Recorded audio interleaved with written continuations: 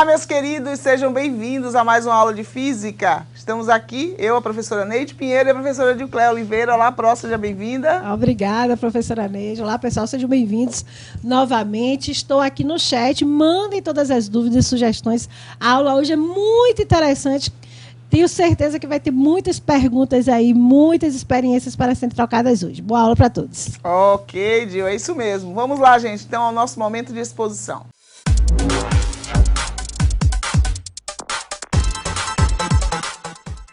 Tudo bem com vocês? Espero que sim. Vamos então hoje para a nossa aula transversal, quando a gente vai discutir a questão da radiação e a matéria, né? Lembrando aí da energia, tá? Energia nuclear, aplicações no dia a dia, como é que isso pode contribuir para a nossa qualidade de vida, né? Vamos pensar nisso hoje. Espero que vocês participem para que a gente possa ter uma aula bem movimentada, tá bom? Vamos lá então. Na nossa equipe de Física, vamos lembrar aqui no nosso momento de exposição, a equipe de Física, professor Márcio Assis, como articulador de área, professores Dilcléia Oliveira, Joelson Batista, Luciano Andrade, Luiz Odizo, Neide Pinheiro, vocês aqui, hoje no vídeo com vocês, eu, Neide Pinheiro, no vídeo, professora Dilcléia Oliveira na assistência. Nossa aula de hoje, então, é a aula de número 6, Matéria e Radiação, a energia nuclear e suas aplicações. Objetivos da aula: compreender fenômenos decorrentes da interação entre a radiação e a matéria em suas manifestações e em processos naturais ou tecnológicos, ou em suas implicações biológicas, sociais, econômicas ou ambientais. E então a gente trouxe para vocês hoje aqui, inicialmente, justamente como é que essa radiação ela prejudica. Né? Até que ponto, como é que um raio-x, eu vou fazer um raio-x no dente, ele qual o nível de radiação a que eu estou me submetendo para fazer esse tipo de exame, tá? Então vamos ver aqui agora. Vamos ver primeiro um vídeo dos exames de imagem, logo depois a gente vai ver isso aí.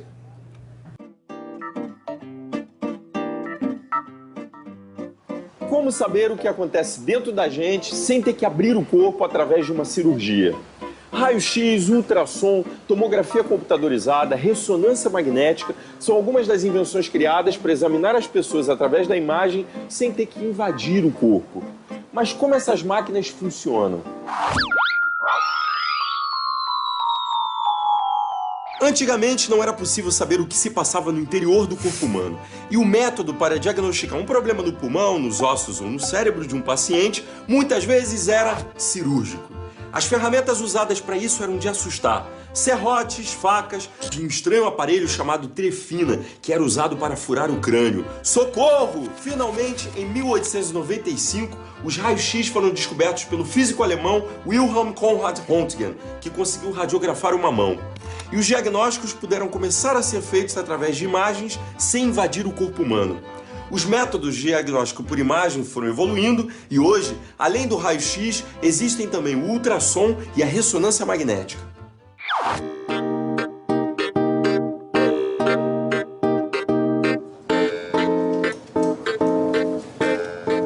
A Fernanda está com dores e veio ao hospital para ser examinada. No exame clínico, o médico faz um primeiro diagnóstico: hérnia de disco. A proposta, nesses casos, é complementar esse exame clínico com uma ressonância para avaliar a extensão e programar e planejar melhor o seu tratamento. A Fernanda vai entrar nessa máquina e ficar cerca de 20 minutos. Dessa forma, vai ser possível confirmar ou não a hérnia de disco e decidir qual o melhor tratamento. De fato, a paciente que acabou de fazer o exame com uma dor lombar, ela apresentava uma alteração num dos discos intervertebrais. Você vê nitidamente que aqui tem uma coisa que se projeta para fora dele. É isso aí que é a chamada hérnia discal, ou, mais modernamente, a protrusão discal.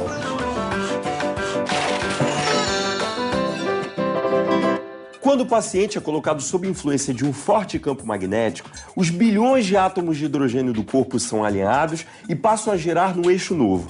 Depois, quando a força magnética é removida, os átomos retornam ao seu alinhamento natural. Mas assim que os átomos relaxam, eles emitem energia e atuam como pequenos emissores de rádio. O computador recebe os diferentes tipos de energia e, com isso, cria uma imagem que é então analisada pelos médicos.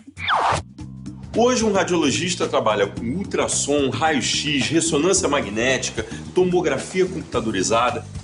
Qual é a importância dos exames de imagem para a medicina? Bom, imagina que antigamente a gente tinha que abrir o paciente para analisar as estruturas internas. Hoje em dia, sem invadir, a gente consegue uma avaliação muito boa de todas as estruturas internas do paciente.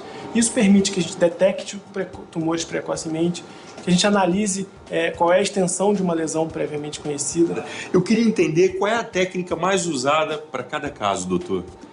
O raio-x é muito bom para avaliação dos ossos e do pulmão. A partir daí foi desenvolvida a tomografia computadorizada.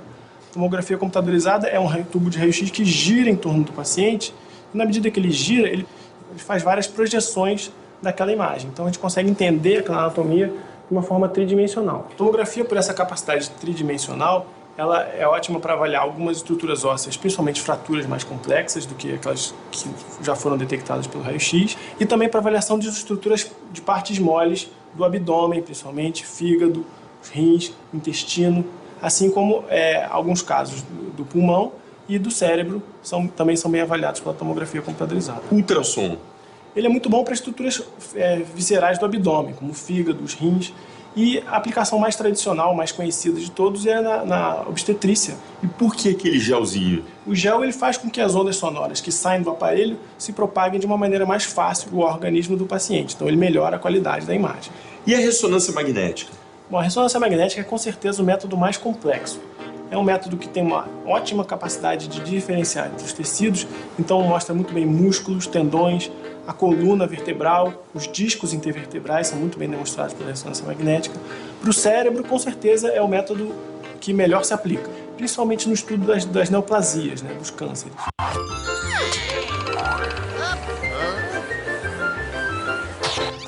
Será que os exames radiológicos fazem mal à saúde?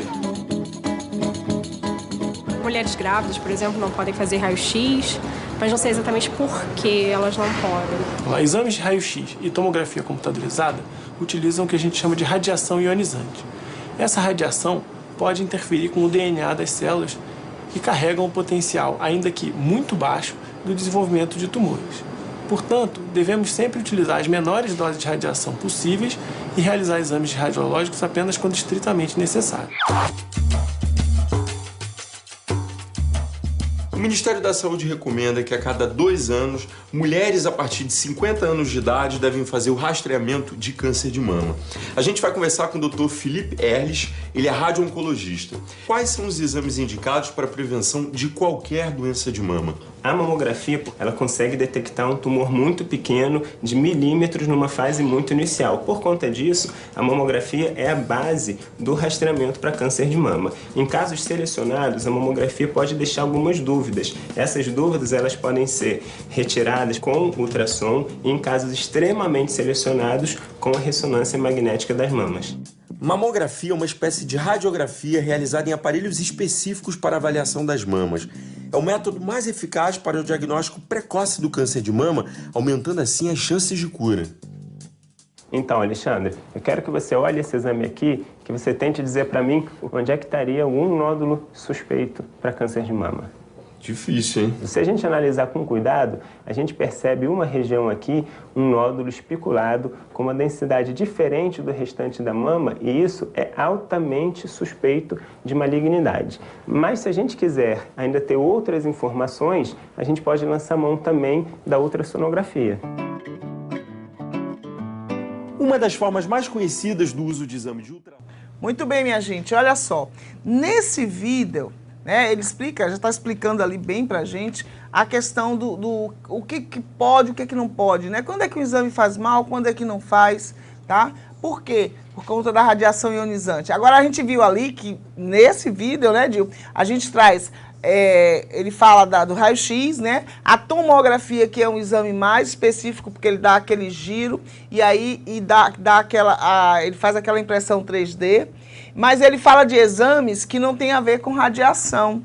2 exames que são citados aí, que não envolvem radiação. Envolvem, sim, no caso da ultrassonografia, que é a questão das ondas sonoras. Aí ele fala que o gel ele é utilizado justamente para facilitar a propagação dessa onda sonora para os órgãos, né, internos do paciente, e fala também da ressonância magnética, que é um outro exame que utiliza campo magnético, mas não utiliza radiação, não é radiação ionizante, tá? Então, quando a gente fala desses exames, a gente tem que estar atento ele fala ali, olha, você não pode estar fazendo exame toda hora, só quando for prescrito pelo médico, tá? Por quê? Porque existe justamente uma radiação a qual a gente está submetido diariamente, né? Nós somos submetidos diariamente à radiação, só que ao longo do tempo a gente tem aí um lastro, né, Dil? Para a gente falar sobre, para a gente se submeter à radiação. A gente tem como é que eu posso dizer assim, uma dose anual aceitável de radiação. Quando você se submete a um exame que envolve o uso de radiação ionizante, você está queimando, vamos dizer assim, parte desse tempo que você teria de exposição natural à radiação. Então, a gente vai mostrar para vocês agora aqui justamente isso, né? Até a que nível a radiação é prejudicial. Pedi para colocar no slide para a gente ver isso aí. Marcel, pode colocar então para a gente. Então, a unidade de medida, né, para o efeito biológico da radiação sobre o corpo humano é o millisievert, tá? MSV, é a medida dessa radiação.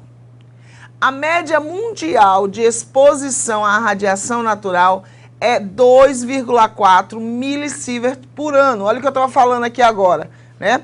A gente tem como é que eu posso dizer assim, uma margem, tá? De exposição à radiação. Lógico, nós estamos expostos à radiação quando a gente saiu de casa, por exemplo, a gente saiu ao sol, né, para dar uma caminhada, a gente está se expondo à radiação ultravioleta, que é um tipo de radiação ionizante, tá? Mas a gente tem um nível suportável dessa radiação. Doses muito grandes, acima de 5.000 millisievert recebida por todo o corpo num curto período de tempo, resultam em morte dentro de poucos dias. Né? Você, por exemplo, o pessoal lá de Chernobyl, né, que estava na região, lá na Rússia, né, e na época do acidente de Chernobyl, que foi em 1986. Então, quem estava na região da exposição à radiação, certamente sofreu aí com isso, né? Morte, muita gente morreu.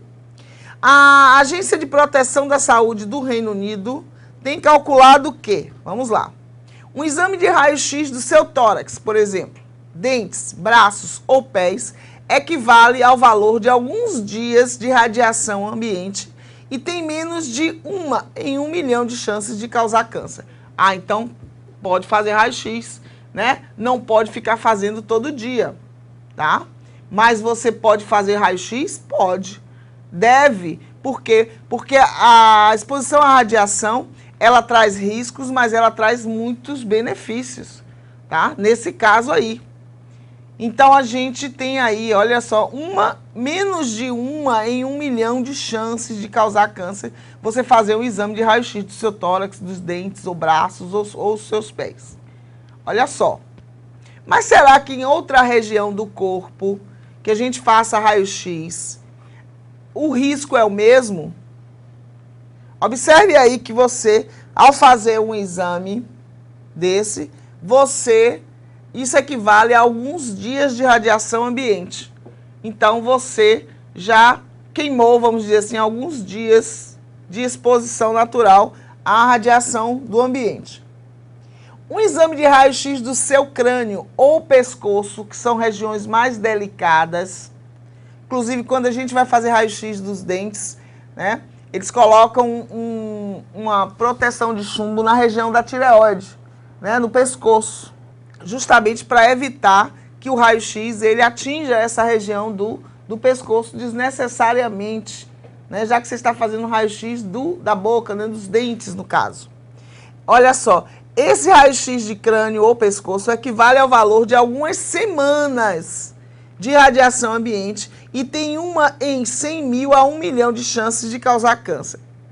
Está percebendo que essa radiação aí ela já é mais intensa do que a do tórax, dos dentes, dos braços ou pés? Olha, o pessoal lá de Bonito Brejo disse, já fiz há algum tempo do tórax. A gente faz quando tem necessidade, quando o médico pede, né? Não fica fazendo um raio-x toda hora. Exatamente. Mas as chances aí já são maiores. Por quê? Porque são regiões mais sensíveis, tá? Crânio ou pescoço. Agora vamos em frente. O exame de raio-x das mamas. A mamografia, que é um raio-x, né, das mamas.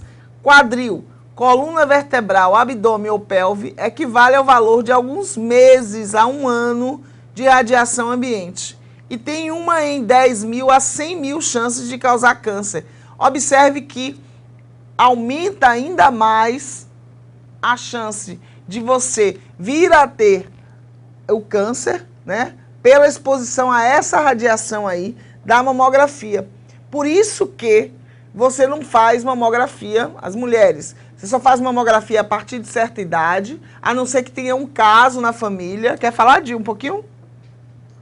Que tenha um caso na família, né, que indique que o médico passe a mamografia. Às vezes, geralmente é uma vez por ano, a partir dos 45, 45, né? Diminuiu. Era de 50, agora está diminuindo.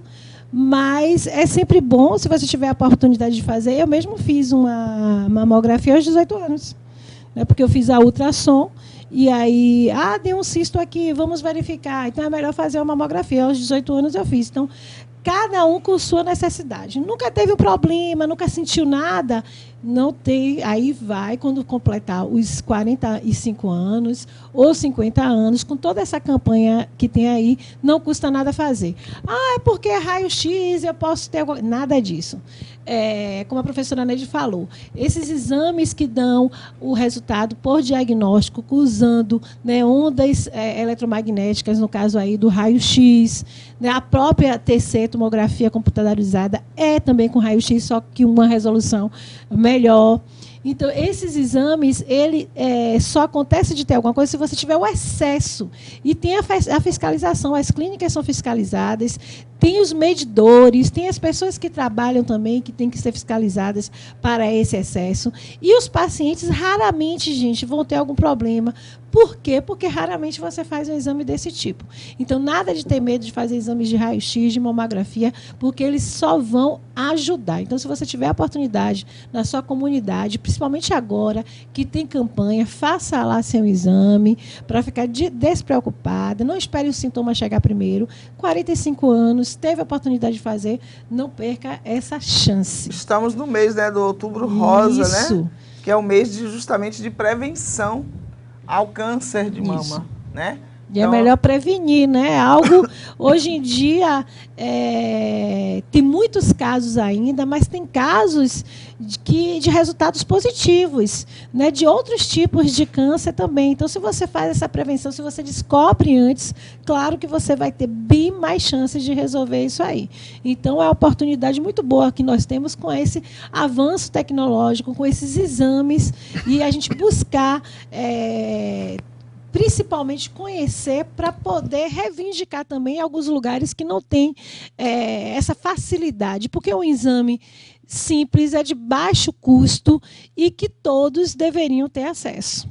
Né? Na sua comunidade você tem um acesso fácil, por exemplo, a esses tipos de exame. A ultrassonografia também, que é um exame que não tem radiação, ele é feito através de ondas sonoras, que nós vimos lá na segunda série, mas é um exame também de baixo custo e deveria ser de fácil acesso. Então, você tem que buscar isso. Se eu precisar fazer um exame desse tipo, aonde eu vou me direcionar? Né? Quais são as orientações que eu preciso? Então, é bom que vocês saibam, porque nós todos temos direito a fazer esse exame e buscar aí, né?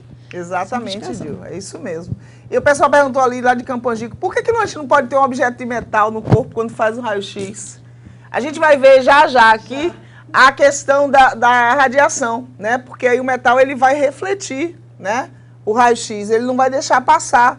Então ele vai atrapalhar o seu exame, tá? Então você não deve ter. O raio-x atravessa bem a pele, mas ele não atravessa os ossos, por exemplo. Por isso você tem o desenho do osso, né? Quando você faz aí um exame de raio-x. E a depender de onde você tiver esse metal, né? Porque você pode ter uma prótese na perna, não impede que você faça uma mamografia.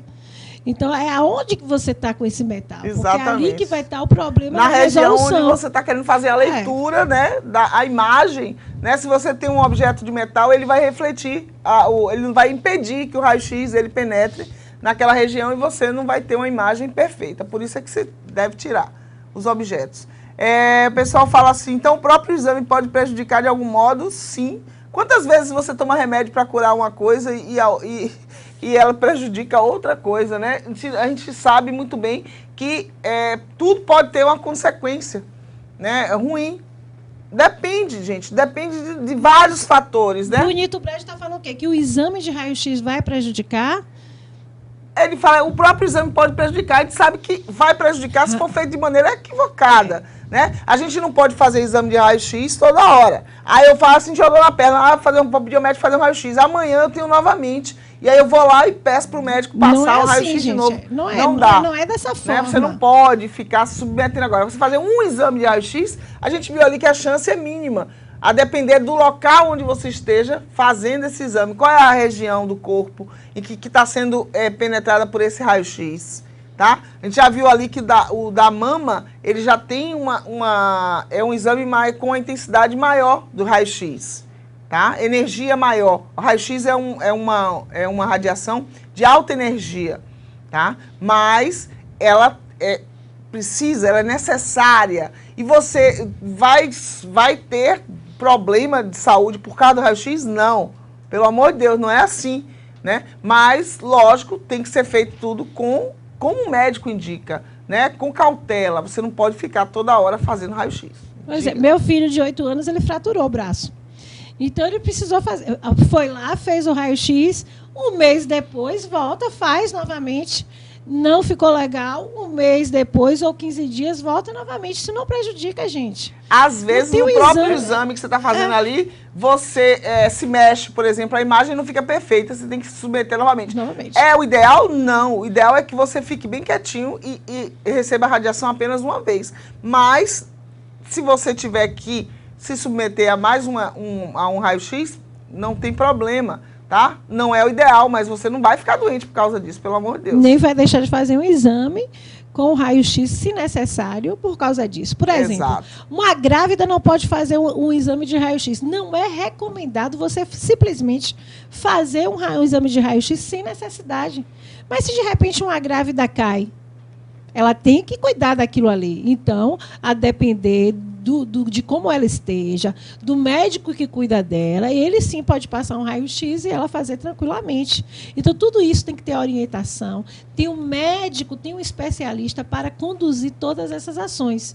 Então, quando surgir a dúvida, procure um especialista e ele vai te orientar. O que não pode é você ficar doente, ficar com medo de fazer um exame sem resolver o problema. Então, se tiver oportunidade, orientação é para fazer sim. Claro. Aí eles perguntam também ali, o seguinte, o pessoal de Teolândia Alegre fala também, tipo a pergunta anterior, né? Para a solução de uma coisa pode ser um problema para outra? Eu já respondi, né? Sempre pode. Mas não é o caso, que é mais solução do que problema. E o Teolândia Alegre pergunta, exame de imagem que não emite raio-x, no caso, tem chance de gerar algumas doenças? Muito pouco, gente. Né? Essas chances são muito pequenas. Os exames que não emitem radiação são os exames de ultrassonografia, o nome já fala, né? Ultrassom a gente conheceu lá como ondas sonoras de altas frequências, não tem problema nenhum com radiação. É um exame que todo mundo, não vejo uma contraindicação para ele, é aquele que a gente usa o gelzinho, e através da reflexão, do som, lembrar de eco, né, consegue, através do instrumento, refletir aí essa imagem e trazer aí como o resultado para a imagem, para o diagnóstico. Esse não tem assim uma contraindicação, porque não tem a radiação. O outro é a ressonância magnética, que é através de campo magnético, é um grande ímã, e que se evita através, por causa da interação, metais. Então, por exemplo, se você já fez ou conhece alguém que já fez um exame de ressonância, vai pedir, tire todos os metais, tire todos os anéis, pergunta se tem prótese, pergunta se usa marca-passo. Por quê? Porque o metal ele tem uma interação com o campo magnético e, no caso de marca-passo, ele pode mudar ali a forma desse funcionamento por causa do campo magnético. Isso sim é perigoso e tem que ter uma orientação aí. E a questão dos metais, se a pessoa estiver usando anéis, brincos, corrente, pode interferir no resultado do exame. Então, o problema da ressonância magnética é esse e, claro, é feito com orientação. A ultrassonografia, nunca vi nenhum problema que desse, porque não tem, né, problemas realmente com ultrassonografia, que ultrassonografia são ondas sonoras, ondas mecânicas. Ok, Dil, muito bem. Vamos lá então, gente. E hoje, como nós estamos falando sobre matéria e radiação, né, é a interação dessa radiação com a matéria, a gente trouxe para vocês inicialmente o conceito de matéria. O que é matéria? O que a gente conhece vocês aí? Quando começam a estudar ciências, né?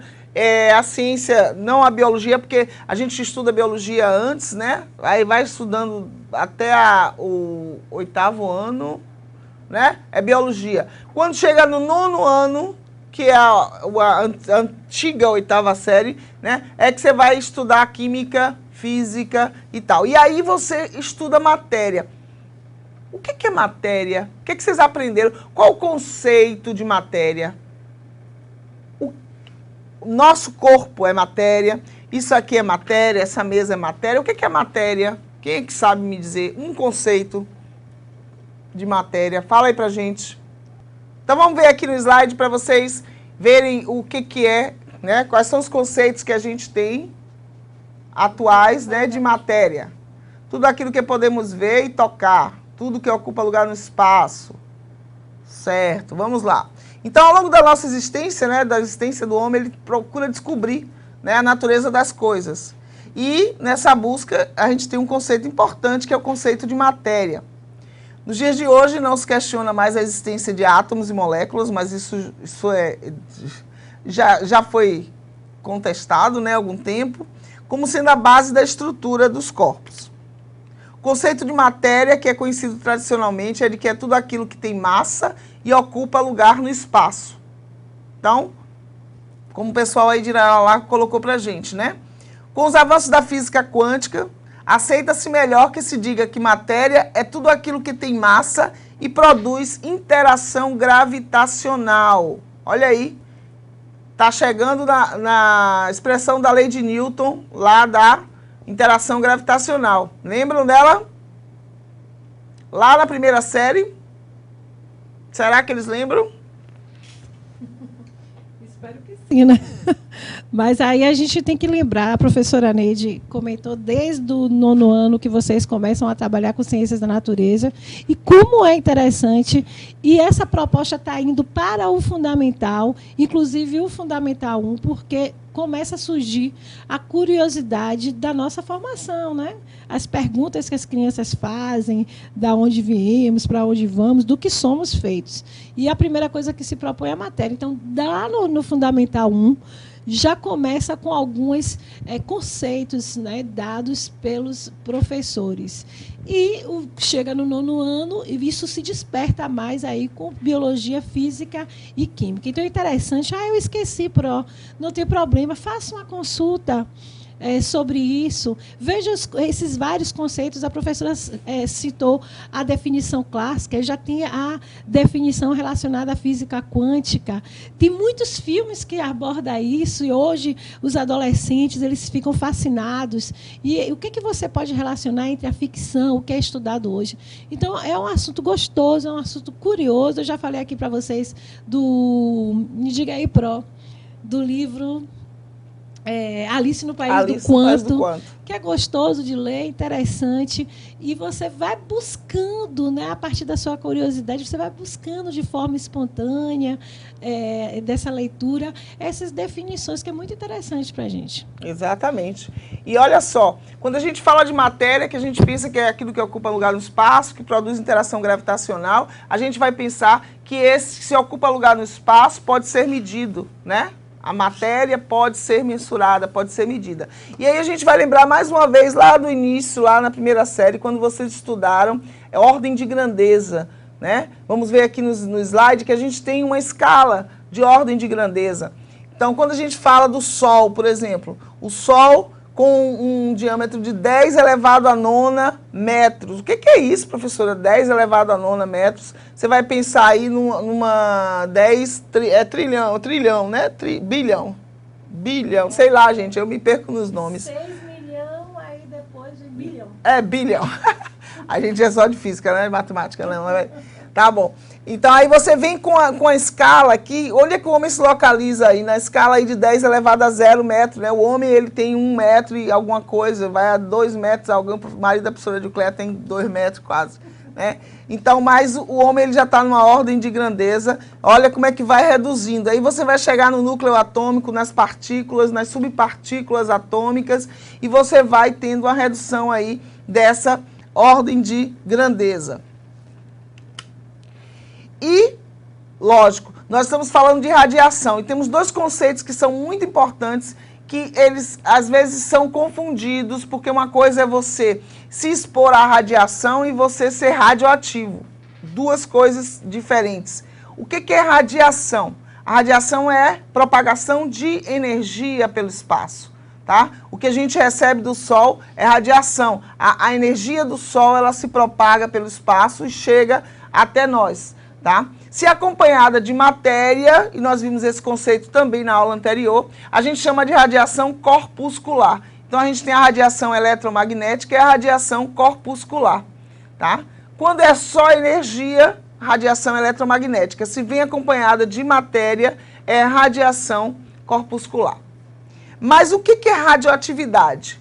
Olha, o nome já é diferente. Radioatividade, né? Que a gente chama radiatividade, muitas pessoas chamam, é um fenômeno natural ou artificial, pelo qual algumas substâncias ou elementos químicos chamados radioativos são capazes de emitir radiações. Então, aí nós temos elementos químicos que vão emitir radiações, as quais têm propriedade de impressionar placas fotográficas, ionizar gases, produzir fluorescência, atravessar corpos opacos, à luz ordinária, etc.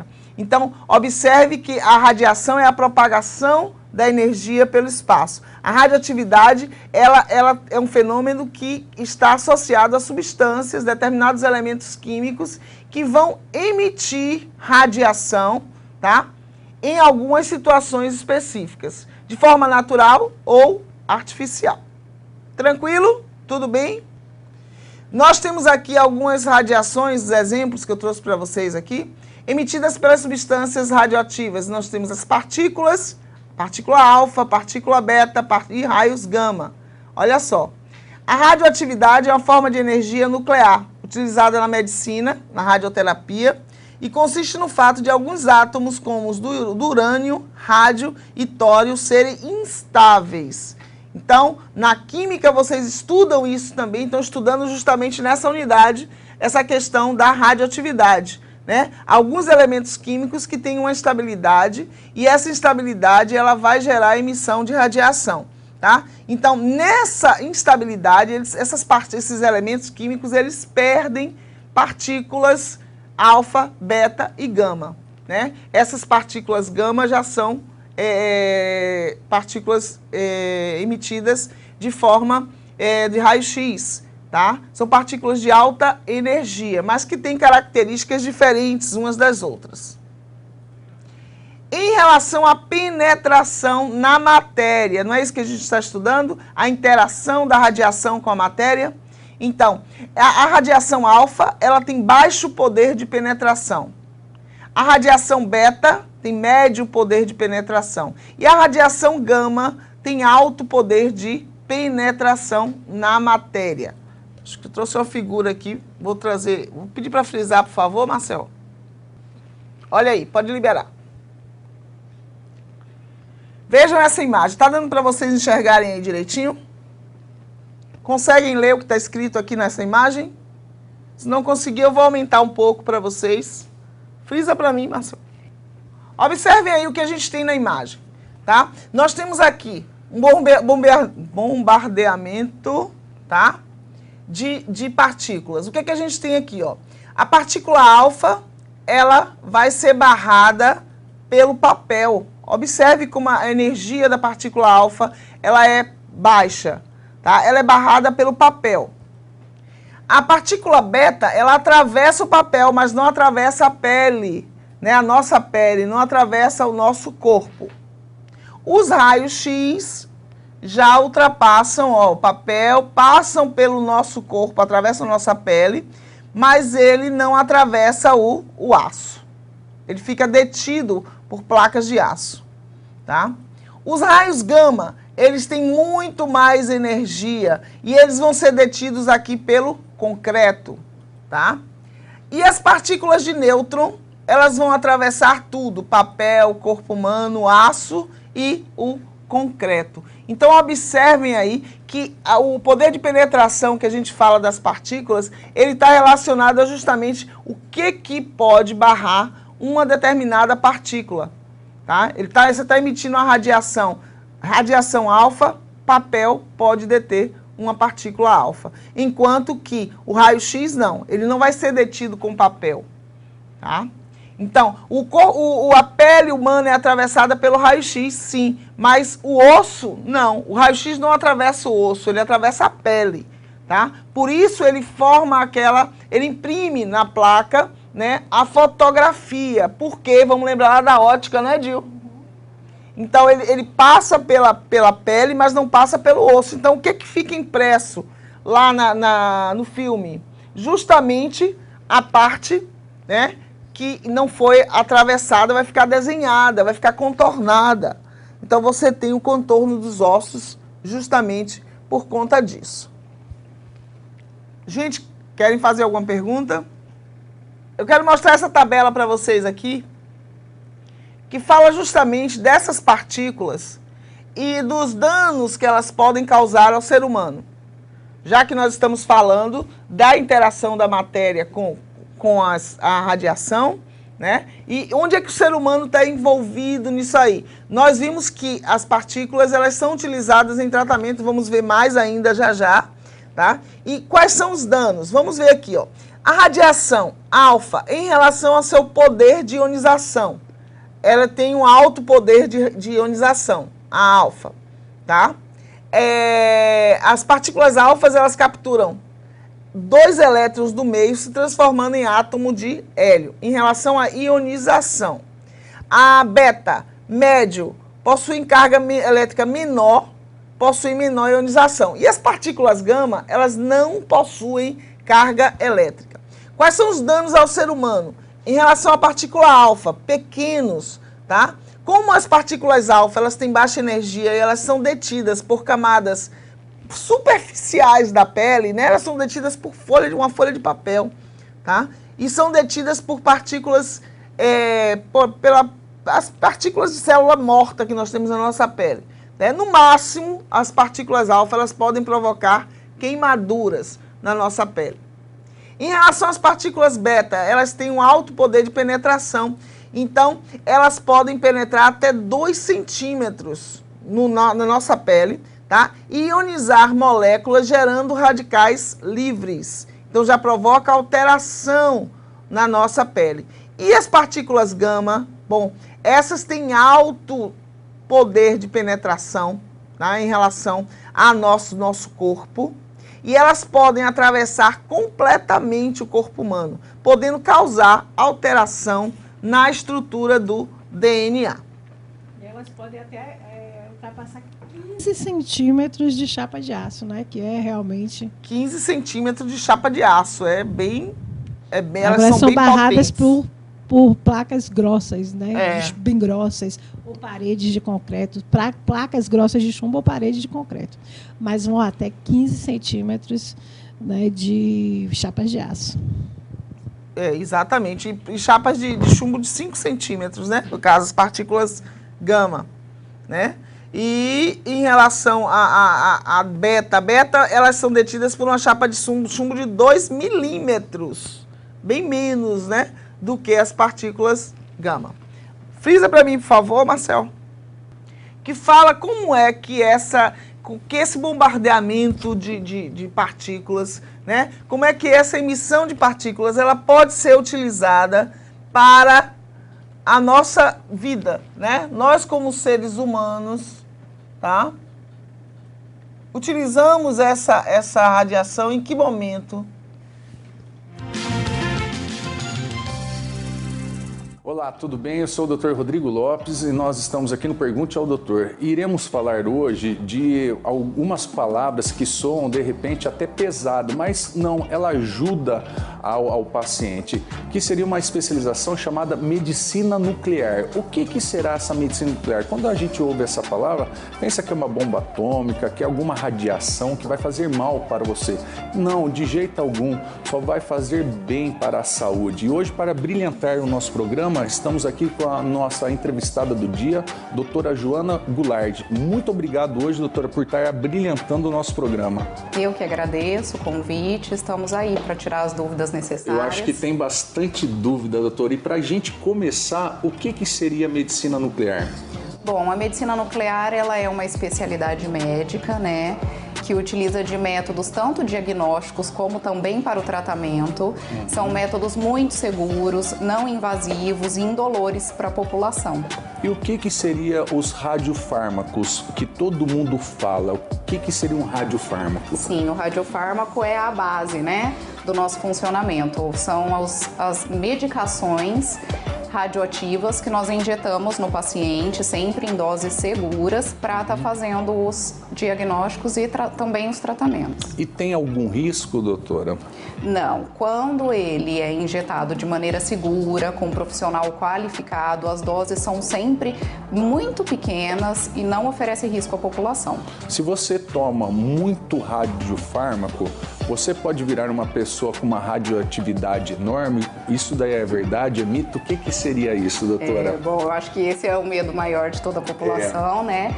Mas não se torna radioativo, porque como eu já disse, as doses são muito pequenas e além disso não é uma coisa de uso contínuo, né? Então são apenas ocasiões especiais e esporádicas que a população vai ter o contato com essa radiação. E quais são essas ocasiões, doutora? Onde que você põe o radiofármaco para atuar?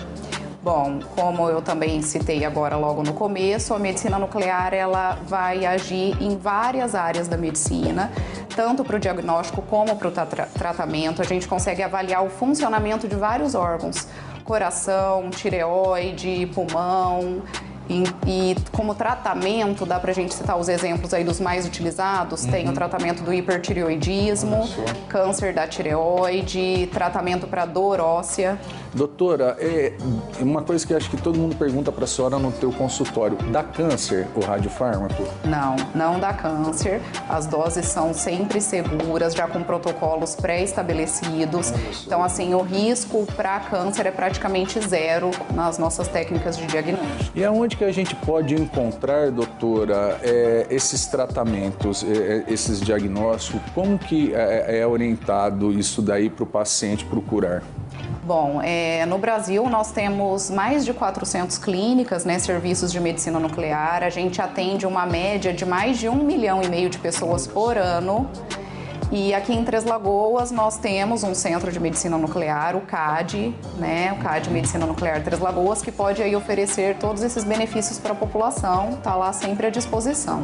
Doutora, um minutinho para o nosso intervalo, falando de medicina nuclear com a doutora Joana Goulart. Muito bem, minha gente. Então, nessa entrevista aí, né, a gente fala sobre a questão da medicina nuclear, a utilização dessa medicina nuclear para o tratamento, né, que eles chamam de radiofármacos, né? Esse nome radiofármacos, a gente ouve falar no dia a dia, mas não para pensar muito bem no que seria. Eu tinha um outro... Eu não trouxe esse outro vídeo, na verdade, eu não peguei aqui, tá? Mas quando a gente fala dos radiofármacos, a gente está falando justamente, né, de medicamentos, né? Os fármacos são medicamentos que são, na verdade, emissores de radiação. Nós temos as partículas emitidas, né, que vão ser utilizadas no bombardeamento, por exemplo, de tumores cancerígenos, ou cancerígenos. Os nomes me perdoem, né? Às vezes a gente usa um termo que não é muito aplicado, mas é muito importante a gente saber, né, que isso tudo tem contribuído na atualidade para que a gente possa ter mais esperança de vida. Vamos pensar vocês aí, né? Ou nós aqui, por exemplo, antigamente, quando eu era criança, né? Faz um tempo, os idosos, a gente olhava para uma pessoa de 60 anos, ela já era uma pessoa idosa. Por quê? Porque a gente via as pessoas morrendo muito cedo. Então, uma pessoa que chegava aos 60 anos, ela já era idosa. Hoje, a gente vê uma pessoa de 60 anos, 60 e pouco, né, Dil? Sua mãe, né? Que é uma pessoa jovem. Então, você olha para ela e fala, você é jovem, né? Ah, mas ela tem 68, 69 anos, mas ela é jovem. Por quê? Porque hoje a gente tem uma expectativa de vida maior, não é não? Uhum. Justamente por quê? Por que vocês acham que essa expectativa de vida hoje é maior? Né? Como é que a gente consegue pensar? Vocês aí, pensem aí nas localidades de vocês, as pessoas da família de vocês, que vocês conhecem, né? Então, se vocês perguntarem a seus pais, seus avós, né? Quanto tempo uma pessoa vivia antes, lá na década de 70, por exemplo, elas vão dizer para vocês, certamente, algo parecido com isso que eu acabei de dizer, tá? Mas Dil quer falar, pode falar, Dil. Não, porque a gente pode relacionar nosso tema, né? O tema é muito interessante. Olha ali, ó, o pessoal, a Elias está colocando, é porque a medicina melhorou, evoluiu. E aí tem a saúde, qualidade de vida e o bem-estar, que você quer falado tanto, o que é realmente o que nós devemos procurar, essa qualidade de vida, o bem-estar, que não é só, tem a ver com a mente, com o físico, com esse, quando a gente fala de mente, a gente pensa em leituras, conhecimentos, né, que é sempre bom. E é tanta coisa envolvida, vocês vão ver isso na aula interdisciplinar que vai acontecer em novembro. E como é interessante, quantas coisas tem quando a gente fala de saúde e qualidade de vida. Então, se a gente consegue viver mais, que bom, né? E a medicina evoluiu, sim, certamente é um grande avanço. E eu repito sempre que esses exames que dão diagnóstico por imagem é maravilhoso. E tudo precisa de uma fiscalização, de ser bem feito, de ser bem organizado. É isso que a gente tem que buscar. Mas esses exames aí trazem uma grande participação nessa qualidade de vida quando se trata de prevenção, de diagnóstico. E, claro, é um exame que você não precisa ser submetido a uma cirurgia, né, invasivo. Então, é muito bom a gente saber, né, desses exames, quais que a gente tem o melhor acesso. Por isso que essas aulas transversais, esse conteúdo, né, inserido com a física, com a biologia, com a química, que muitas vezes as pessoas acham que tem a ver só com cálculos. Não! Né, tem a ver com o nosso cotidiano, com a nossa vida, com os nossos fenômenos naturais, conosco e, principalmente, com a possibilidade desse entendimento a gente se trata melhor. Exatamente, porque quando a gente fala assim que as pessoas hoje vivem mais, elas têm mais qualidade de vida. Por quê? porque a tecnologia, né, a evolução tecnológica melhorou, né, os estudos, os avanços dos estudos em relação a essa questão da radiação. Na época, né, que os primeiros elementos radioativos foram descobertos, né, Marie Curie, nós falamos tanto dela ano passado, né, ela contribuiu demais, ela descobriu essa questão da radioatividade, teve estudos aí, né, e muitas das pessoas que descobriram esses efeitos da radioatividade, né, que hoje são coisas positivas, né, essas pessoas morreram muito cedo.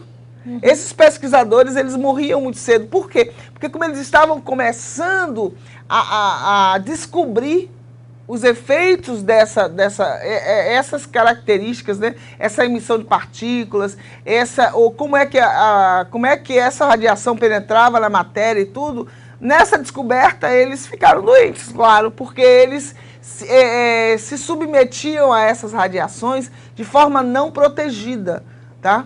E aí eles, lógico, eles foram morrendo. À medida que isso foi sendo descoberto, foram sendo tomados os cuidados necessários. E hoje, quando a gente vai fazer um exame de raio-x, a gente tem toda uma proteção.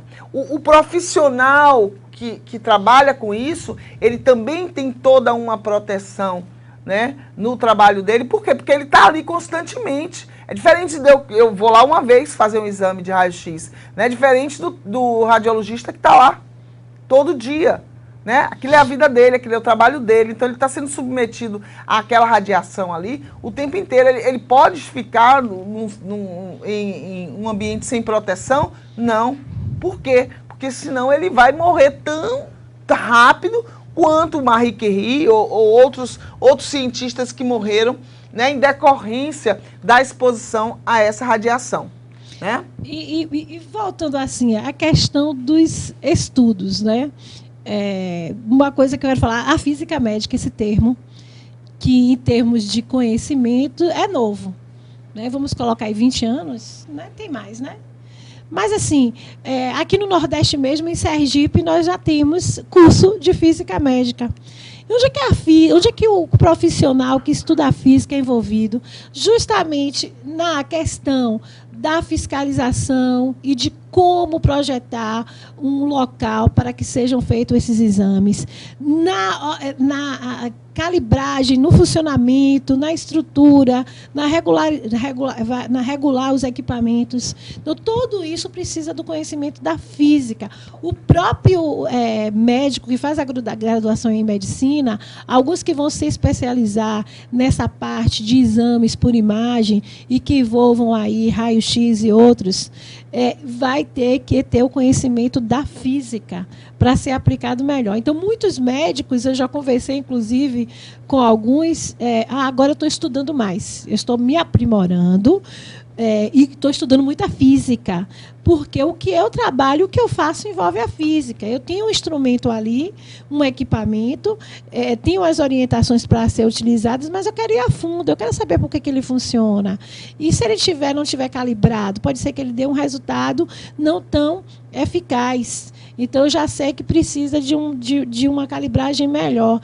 Então, tudo isso, né, precisa de conhecimentos. Os conhecimentos, gente, eles estão separados só para poder ter uma melhor organização de estudo. Mas, quando você vai estudar, você vê que todos estão envolvidos. Então, por isso é bom a gente saber de como estão aplicados esses conhecimentos, né, professora Neide? Exatamente. E saindo disso, da questão da medicina, se não me engano, no final do século XVIII, início do XIX, quantos morreram por tuberculose? Saindo dessa coisa. E depois isso foi... As grandes descobertas viram ali, né? Hoje não tem mais isso. Né? São as vacinas, são as descobertas. Então, gente, e tudo isso por causa de quê? Do conhecimento. Do estudo. Não vem do nada. Né, esses grandes nomes que a gente ouve, como Marie Curie, não foi de repente acordou com uma ideia. São anos de estudos que também vieram de outros cientistas, né, como o caso do raio-x, que veio antes de Marie Curie, mas quanto ela estudou, né, grandes descobertas justamente antes. a questão da radioatividade, né? Então, a questão é do estudo, como conhecimento é importante, ter que ser valorizado, porque foi esse estudo que está salvando vidas e que poderia salvar muito mais. Muito mais. Aí. E ainda, Dil, nós temos a questão dos exames, com a cintilografia, que eu vou mostrar aqui para eles, né? Que é um exame que usa contraste. Então, você tem... Para que o contraste? Qual é a função desse elemento? Que você tem que assinar um termo de responsabilidade, né? Quando você vai fazer um exame que tem que tomar contraste. Por quê? Porque pode ter efeitos colaterais e tal. Mas o que vem a ser isso aí? Eu vou mostrar para vocês um exame, tá? Presta atenção nele agora. E aí vocês vão já conversar comigo sobre isso. Vamos colocar aqui no vídeo. Queria saber do senhor quais são as principais indicações das imagens. É para um preciso diagnóstico, para um diagnóstico precoce, o quanto isso beneficia o médico da ponta com o seu diagnóstico? Bom, hoje, como avaliação diagnóstica, né, a medicina nuclear faz avaliação de todos os sistemas praticamente. Mas os exames que a gente mais faz aqui na medicina nuclear convencional é a avaliação cardíaca, né, através da cintilografia miocárdica, avaliação óssea e aí de diversos tipos, aí as indicações são das mais variadas, indo desde uma infecção de uma prótese, uma infecção óssea, até avaliação oncológica para avaliar metástases ósseas, avaliação renal para avaliação de função renal, avaliação de processos obstrutivos, cintilografia de tireoide para avaliar nódulo e funcionamento tiroidiano, assim como na urgência, já que nós estamos num ambiente hospitalar, avaliação de embolia pulmonar através da cintilografia pulmonar. Essa qualidade no resultado chega a que nível, vamos dizer assim, de precisão? Ela dá uma obstrução 100% segura? Então, a gente não avalia primariamente a obstrução, mas a gente avalia, no caso da cintilografia miocárdica, o risco que esse coração tem de sofrer um possível infarto. Aí nós temos aqui diariamente esse é o exame que a gente mais faz e é o que tem a indicação mais precisa, é o que faz com que o médico tenha uma conduta mais precisa para que o paciente não chegue a infartar ou não chegue eventualmente a morrer mesmo, para que ele consiga fazer o tratamento mais precoce. Aí a gente tem aqui alguns exemplos. Vamos olhar, aqui no caso, nós vamos ver um antes e um depois, pode ser? Isso. Então aqui é uma paciente do sexo feminino que tinha uma dor torácica e veio para fazer uma avaliação de uma possível isquemia miocárdica. Então é um exame que faz uma comparação entre duas etapas. Aqui é a etapa de estresse, né, nas linhas ímpares, e a etapa de repouso nas linhas pares. Essa paciente, ela tinha uma área grande de alteração, que vocês podem ver aqui, né? Diferente dessa etapa do repouso. Aqui, é uma área com uma alteração muito grande, que é uma área que a gente descreve aqui como uma hipoperfusão transitória, porque é uma área isquêmica. Essa área do miocárdio aqui estava toda em risco no momento que ela fez esse exame. E esse risco era um risco de infartar? De infartar mesmo. Então essa paciente demonstrou essa alteração, ela ainda tinha uma função ventricular preservada, né, que a gente avalia a movimentação do ventrículo esquerdo. Ela fez uma angioplastia da descendente anterior, da coronária descendente anterior, e veio fazer um controle um tempo depois, e agora a gente vê aqui um miocárdio totalmente normal, né? Ela não tem mais aquela área com aquele defeito. Então era uma paciente que corria um risco muito grande de ter um infarto pela extensão da alteração transitória que ela tinha. Seria um infarto grande que poderia eventualmente ser fatal. E a precisão das imagens fez com que o médico antecipasse algumas condutas? Essa paciente provavelmente já saiu daqui, a gente já tendo contato com o médico para que ele soubesse da gravidade do caso e que não é tão infrequente nesses casos, né? A gente entra em contato com o médico e daqui mesmo eles já vão para o consultório e às vezes do consultório já vão para a internação para já resolver tudo pelo risco mesmo. Aqui tem um outro paciente, que também tinha uma área grande de alteração, vocês podem ver, toda essa área mais escura aqui, aqui é uma imagem compactada disso, toda essa área com defeito é a área de miocárdio em risco. Então, esse paciente poderia, por exemplo, ir para casa e sofrer algum estresse ou ter alguma coisa em casa, e essa área toda que está em risco aqui poderia morrer mesmo, poderia infartar. Esse veio também, tinha uma função ventricular relativamente boa, né, uma área em risco muito grande, 38% do miocárdio do ventrículo esquerdo desse paciente estava sob risco. 38% é altíssimo. É alto, muito alto. E ele fez angioplastia também e voltou um tempo depois para fazer o controle com um miocárdio do ventrículo esquerdo totalmente normal. Aqui é um exame normal, cerca aí de 8 meses depois da angioplastia, para descendente anterior. Realmente é prevenir situações gravíssimas, né? A gente vê pacientes... Muito bem, minha gente. Então, mais uma vez, a gente vê aí um exame de imagem. Olha que eu fiquei encantada com esse exame, até que eu vou querer fazer. Eu vou fazer porque como a gente que tem risco, né, que tem pessoas, a gente faz parte do grupo de risco, quer dizer o quê? Você tem casos na família, né? Casos da família de pessoas que tiveram infarto, que morreram por problemas cardíacos e tal. Então, você vê um exame desse, que o médico observa ali a imagem, né? Ele tem os contrastes, né? Esse exame, ele precisa de contraste. Contraste, ele faz o quê? Ele melhora a imagem, né? O médico, ele vai visualizar uma imagem muito mais nítida de determinados órgãos, de determinadas regiões, né? E isso é importantíssimo para que o diagnóstico dele seja correto. Então aí fala assim, o pessoal de Campo Angico fala, a medicina melhorou muito porque a tecnologia evoluiu, né, ao passar dos anos. Exatamente, né? E a gente que está aqui vivendo hoje, é isso que a gente quer trazer para vocês, né? A gente tem a oportunidade de aumentar nossa vida, né? A nossa longevidade, como se diz, tá? Justamente porque hoje a gente tem a disponibilidade de determinados exames e tratamentos que são assim fantásticos e que, de fato, né, só são possíveis por conta dessa evolução dos estudos aí na área da física, da química, da biologia, da medicina, né, toda a ciência envolvida, né, em pesquisas, em estudos que levam a esses novos tratamentos, né? O pessoal aí da área da farmácia está estudando o tempo todo novos tratamentos, novos medicamentos, sejam eles naturais, os fitoterápicos, né, como chamam, ou sejam da alopatia, né, que são os químicos. Então a gente tem hoje muitas possibilidades. E aqui no nosso, como é que eu posso dizer assim, no nosso mundo aqui, né, na física, a gente vê algumas aplicações dessas radiações, tá, em exames e tratamentos. Eu vou mostrar aqui para vocês rapidinho, porque a gente já vai passar para a nossa produção.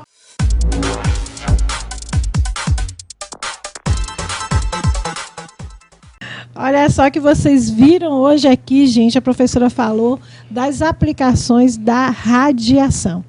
Então, a gente foi falar daqui em radiação, radioatividade. Então, radiação é uma propagação de energia que pode ser na sua forma corpuscular ou eletromagnética. E aí nós vimos os tipos de radiação que nós que falamos mais hoje aqui e foram classificadas como radiação alfa, beta e gama. A alfa e a beta, elas são radiações, né, devido a átomos que são estáveis procurar sua estabilidade, e quando isso acontece é o quê? A transferência de liberação de energia. Então, a alfa e a beta, elas têm carga elétrica e têm massa. Já a gama é uma onda eletromagnética, não tem carga elétrica e não tem massa.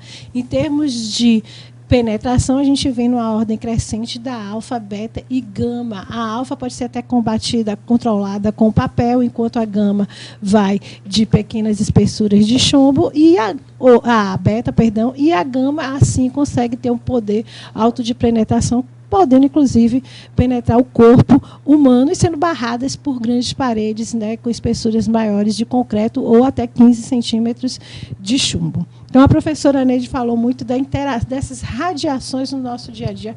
Nós estamos submetidos, gente, sempre à radiação. Se você está exposto a uma sala com iluminação, tem lá a radiação. Quando a gente acorda, está exposto ao sol, a gente tem radiação. As radiações, elas são positivas, nos ajudam, mas a depender da exposição que você fica nessa radiação pode sim ser prejudicado. É um assunto amplo, muito interessante, e é bom que vocês façam consultas, procurem, né? Hoje vocês viram a radiação alfa, beta e gama, façam um estudo, façam uma busca para saber mais sobre esses assuntos, e aí vocês vão ver que tem mais outras coisas e cada vez mais vocês vão buscando, tá bom? E próxima aula a gente conversa também sempre mais sobre, né, professora, sobre radiação. Até mais. Obrigada, Dil, pela síntese. Gente, olha só, semana que vem tem aula Inter e a gente vai falar muito sobre essa questão da expectativa de vida, dessas tecnologias, dos exames de imagem, e eu espero que vocês participem, mas venham com muita garra, tá bom? Pra gente discutir bastante, vai ser muito bom. Um abraço para vocês e até lá.